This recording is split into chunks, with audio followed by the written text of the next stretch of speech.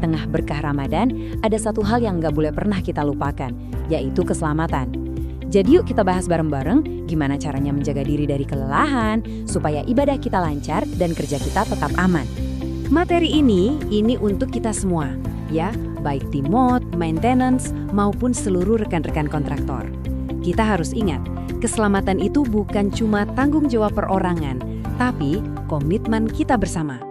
Di bulan Ramadan ini, yuk kita buktikan kalau kita bisa dan akan selalu saling menjaga satu sama lain. Oke, sebelum kita mulai, kita bakar semangat dulu ya, seperti biasa. Ikuti saya. Semangat pagi. Pagi, luar biasa. Safety, yes. Lingkungan, hijau. Situasi, aman. Energi, efisien, mantap. Nah, semangat kayak gini nih yang kita butuhkan. Semangat untuk tetap waspada, bahkan saat tubuh kita sedang berpuasa. Ayo kita pakai energi ini untuk saling menjaga. Oke, jadi nanti kita akan bahas apa aja? Pertama, kita bedah dulu tantangan khusus yang kita hadapi selama Ramadan. Terus, kita akan fokus ke musuh utamanya, yaitu kelelahan atau fatigue. Setelah itu, kita akan lihat peran kita masing-masing sebagai pekerja dan juga sebagai pengawas. Terakhir, kita akan bagi-bagi tips praktis biar tetap bugar sebelum kita pertegas lagi komitmen keselamatan kita. Siap ya? Yuk kita mulai. Kita semua tahu ya, kerja sambil puasa itu luar biasa tantangannya. Di satu sisi, ini adalah ibadah yang mulia. Tapi di sisi lain, kita dituntut untuk tetap waspada 100% di lingkungan kerja yang risikonya tinggi.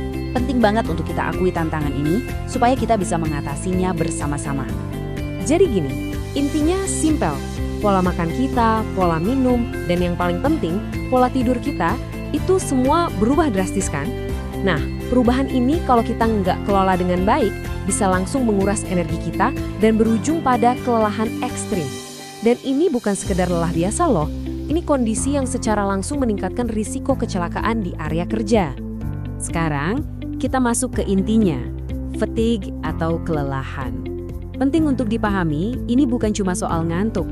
Di lingkungan tambang, di mana satu kesalahan kecil aja bisa berakibat fatal, kelelahan itu adalah ancaman nyata yang nggak kelihatan. Ancaman yang harus kita waspadai dengan sangat-sangat serius.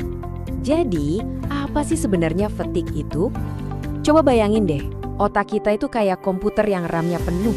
Prosesnya jadi lemot, sering nge-lag, dan nggak bisa merespon dengan cepat. Nah, itulah yang terjadi pada tubuh kita saat kelelahan. Konsentrasi buyar, refleks melambat, dan pengambilan keputusan jadi sangat berisiko. Inilah yang bikin fatigue itu sangat berbahaya. Dan jangan kira ini cuma teori ya, ini kejadian nyata.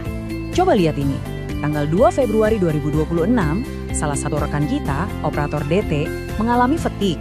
Akibatnya apa? Unit yang ia kendalikan menabrak tanggul. Ini bukti nyata bahwa kelelahan bukan masalah sepele. Ini adalah ancaman yang sudah pernah terjadi dan wajib kita cegah supaya nggak terulang lagi. Oke, kita udah lihat bahayanya. Terus solusinya gimana? Nah, solusi pertama dan yang paling utama itu ada di diri kita masing-masing. Anda adalah orang pertama yang bisa merasakan sinyal bahaya dari tubuh Anda sendiri. Anda adalah benteng pertahanan pertama kita melawan fatigue. Ada 4 langkah simpel, tapi ini bisa menyelamatkan nyawa Anda dan rekan kerja Anda. Pertama, dan ini paling penting, dengarkan tubuh Anda. Kalau ngantuk, jangan pernah dipaksa, jangan dilawan. Kedua, segera cari tempat yang aman untuk berhenti. Ketiga, coba segarkan diri, cuci muka, lakukan peregangan ringan. Dan yang keempat, ini krusial. Kalau rasa kantuknya nggak hilang, langsung hubungi pengawas. Ingat ya, melapor itu bukan berarti Anda lemah. Justru itu bukti Anda seorang profesional yang bertanggung jawab.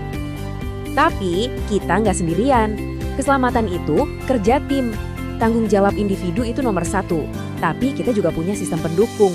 Nah, disinilah peran para pengawas jadi sangat vital sebagai jaring pengaman kita semua. Untuk para pengawas, kita punya panduan yang jelas ya, sesuai memo KTT. Tugas Anda bukan cuma mengawasi, tapi juga melindungi. Mulai dari memeriksa jam tidur dan kondisi fisik tim sebelum kerja, sampai melakukan pemantauan ekstra di jam-jam rawan. Kalau Anda lihat ada anggota tim yang lelah, jangan ragu berikan istirahat. Prinsipnya 1, jangan pernah paksa orang yang lelah untuk terus bekerja. Manfaatkan kru cadangan.